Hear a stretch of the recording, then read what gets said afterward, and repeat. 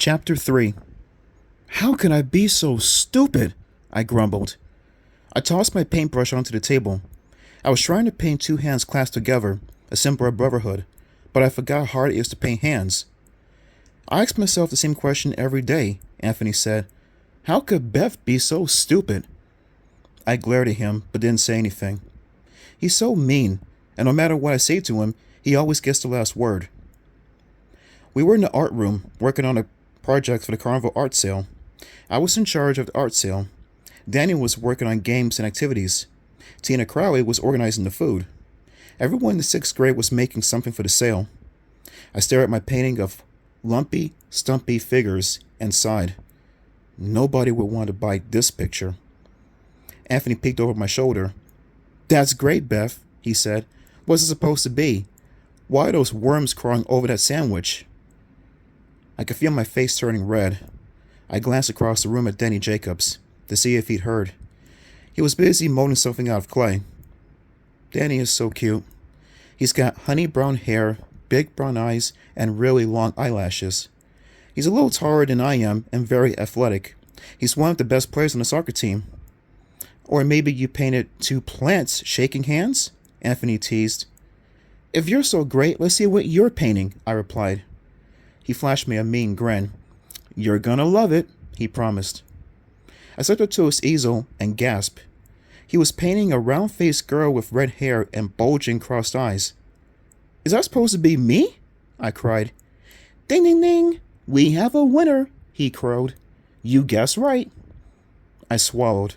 The picture was really ugly, but I didn't want to let Anthony know it hurt me. I don't look like that, I sniffed. Maybe if you took off your sunglasses, you'd see me better. Anthony tucked the dark glasses down his nose and stared at me. Nope. Sorry, he said. I can see better with my glasses on. It must be the glare bouncing off your pasty skin. I opened my mouth to say something back. Something good and mean. But the meanest thing I could think of was, oh yeah? I closed my mouth. Someday I'll get him good, I fumed. If I could only think of a way. I decided to ignore him. I had no other choice. I glanced across the room at Danny. He was washing the clay off his hands. Maybe this is my chance to talk to him, I thought. I crossed the room and stood beside him at the sink. Hi, I said. He dried his hands. Hi, how's your art project going? Not so great, I admitted. I cleared my throat. Do you think you could help me with something? I'm trying to paint hands, and I can't get the fingers right. Could I use your hands as a model? Danny nodded. Sure, I'm waiting for my clay to dry anyway. He came over to the table and set his hands flat. Like this? He asked. That's good, I replied. I picked up my brush and started fixing up the warm fingers. I could feel Danny watching. It made me nervous. I had a hard time concentrating with him sitting right there. What do you think's my picture is lame? I thought. Ooh, look at the lovebirds. Anthony poked his head around his easel. He made juicy kissing noises. Smack, smack, slurp. Oh no, I thought. I should have known this would happen. Shut up, Gonzalez, Danny snapped at him. Nothing could make Anthony stop. Beth is painting her true love. Can I come to the wedding? Anthony, stop it, I cried. He's ruining everything, I thought, just as he always does. Anthony puckered up and made the kissy sounds again. Danny leaped to his feet. You're looking for major trouble. Hey, watch out. I know karate, Anthony shot back. Danny threw himself at Anthony and knocked him down to the floor. Anthony's sunglasses flew across the room. Danny, don't, I pleaded. They rolled around on the floor, kicking and punching and crashing into chairs. Hey, hey, hey! Mr. Martin, the art teacher, raced over to pull the boys apart. What's going on here? Have you lost your minds? Anthony leaped up, wiping his nose. He jumped me, for no reason at all. He's crazy. He just attacked me. Not true, Danny protested. He asked for it. All right, Mr. Martin sighed. Danny, go back over there where you were working before. Anthony, you stay here. Stay away from each other, and if I catch you fighting again, you're both going to the principal's office. Danny frowned and went back to his clay table.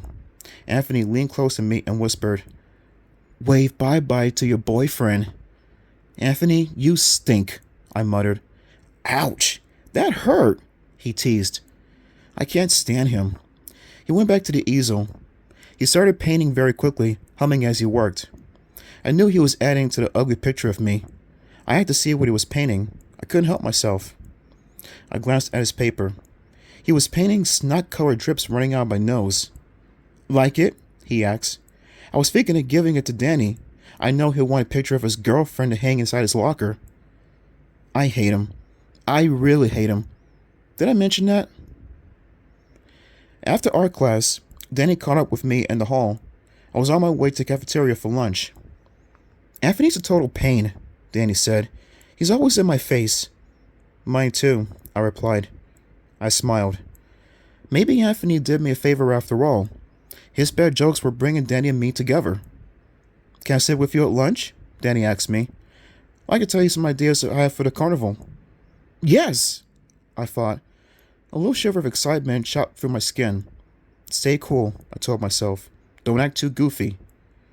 "Sure," I said, trying to sound as if it was no big deal to sit next to the cutest boy in class. "You know," a shrill scream interrupted me.